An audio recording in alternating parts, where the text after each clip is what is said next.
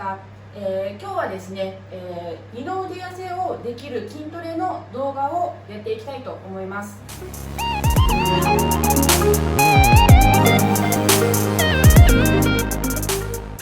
はい、二の腕痩せをしたいなら絶対に鍛えるべき筋肉が上腕三頭筋です。上腕三頭筋を鍛えるエクササイズといえば、はい、まずキックバックですね。そしてフレンチプレス、ライイングトライセプスエクステンション、長い、そしてダンベルベンチプレスなど、はい、いろいろありましたけど、トレーニング経験が、ない人に一番おすすめなのがキックバック。はい、一般的に、キックバックのトレーニングといえばこんな、トレーニング用のベンチが必要です。でも一般家庭にこんなのありませんよね。でもやり方を工夫すれば、トレーニング用のベンチがなくてもキックバックのトレーニングができるんです。はい、では早速そのやり方を紹介していきます。はい、そこで代わりに利用できそうなのが椅子です。はい、こんな感じのパイプ椅子でいいので2つ用意します。はい、こんな感じで片手と片足を別々に椅子に乗せます。床に対して、上半身を、平行にすれば、キックバックのトレーニングができます。はい、そしてダンベルを片手に持って、はい、こんな感じですね。はい、今みたいに、椅子が用意できないという方には壁に手をついてやるやり方もありますので紹介します。はい、このように足を前後に開いて、上半身を床に平行になるように前に倒します。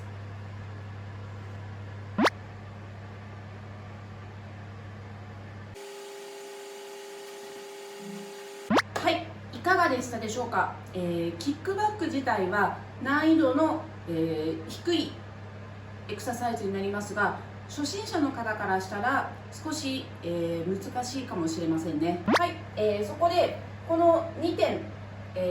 実演を交えながら説明していきます。はい、まずはキックバックで起こりやすい間違いを、説明していきます。これは間違ったトレーニングフォームもしくはトレーニング中のフォームの、崩れのことです。まず、キックバックでは必ず上半身を床に対してね平行にします。はい、ここ大前提ですね。はい、でしかし実際には上半身がね平行じゃなくて起きてしまうことは珍しくありません。この傾向はですね初心者の人ほど強くなります。はい、ですからここはね上半身のね、は床に対して平行というのはしっかり注意して、ください。さらに他の注意点もね、解説していきます。で必ずですね肘のポジションを固定します。目安は肘は肩の高さ。はい、今ね肩の高さになってますよね。で、肩より下でも上でもダメです。そうしないと、ダンベルのね負荷を十分に利用できません。はい、基本的に肘が肩よりも高い位置まで上がる人は、はい、体がねこうねじれちゃうことがあります。基本的に肘が肩よりも高い位置まで上がる人は体のねじりを使っていることが多いです。はい、これは言い換えると上腕三頭筋以外に、体をねじるために腹筋や背筋の筋力を使ってですね、上腕三頭筋への刺激がね少なくなってしまいます。また肘が肩よりも低い、ね、位置にあると重力に逆らって肘がね動く範囲が少なくなります。はい、これねさっき肘が肩の高さにあった時よりも動いてる範囲が少ないですよね。はい、こうなってしまうと上腕三頭筋の刺激が減ってしまいますから、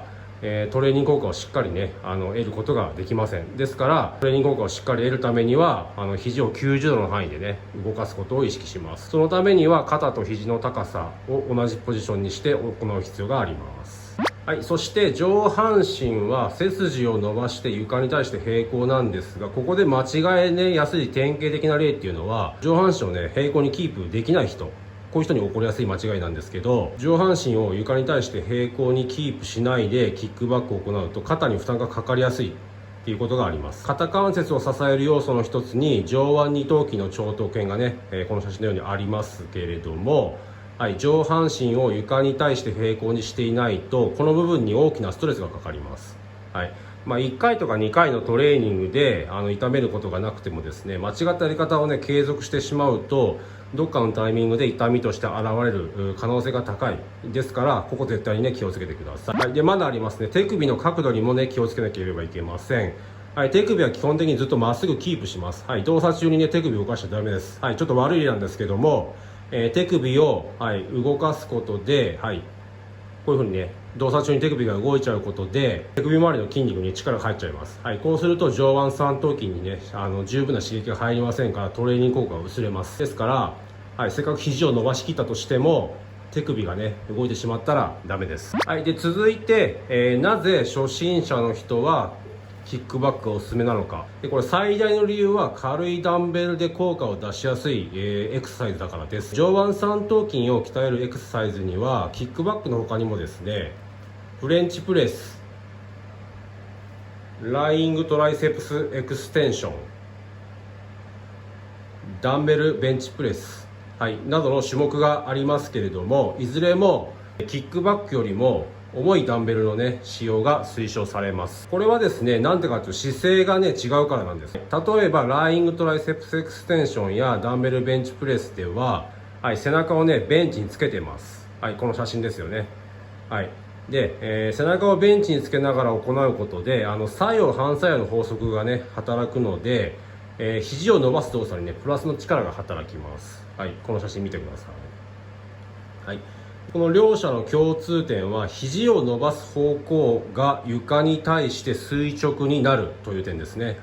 この条件に当てはまるエクササイズでは重たいダンベルなどを使う方がトレーニング効果が上がります。しかしですね、キックバックでは肘を伸ばす方向は床に対して平行です。これではですね、運動方向と一致していないので肘を伸ばす動作にね作用反作用の法則がプラスに働きません。ですからですね、必然的に扱えるね重さも小さくなるというわけなんですね。で家庭でですねダンベルを用意する場合、1キロ2キロ程度のダンベルまでという人がね圧倒的に多いと思います。でそこでキックバックであれば1キロ2キロのねダンベルで十分に効果を期待できますから、そこでね初心者の人にはキックバックをお勧めしたいというわけで、もしダンベルがなかったら、最悪ですね、ペットボトルにね水を入れて代用することもできます。2リットルボトルもあればですね1リットルボトルもありますから、ちょっと必要に応じてね選んでいただければと思います。基本的にはキックバックはもう1キロ2キロのね重さでね女性であれば1キロ2キロ、男性でも大体5キロくらいまででね十分効果を期待できますから、ペットボトルもね女性の方であれば、できますのでねちょっと検討ねしてみてください。いかがでしたでしょうか。初心者でも取り組みやすい、キックバック、上腕三頭筋を鍛えて二の腕痩せしたい人はぜひトライしてみてください。皆さん、今回の動画いかがでしたでしょうか。よかったよという方、ためになったという方はぜひいいねボタンをお願いします。あとは SNS 各種ですね、Twitter、Instagram、Facebook やっておりますので、ぜひチェックをお願いいたします。あとご要望等あればですねコメント欄にねお願いいたします。それではご視聴ありがとうございました。チャンネル登録もお願いいたします。それでは次回もお楽しみに。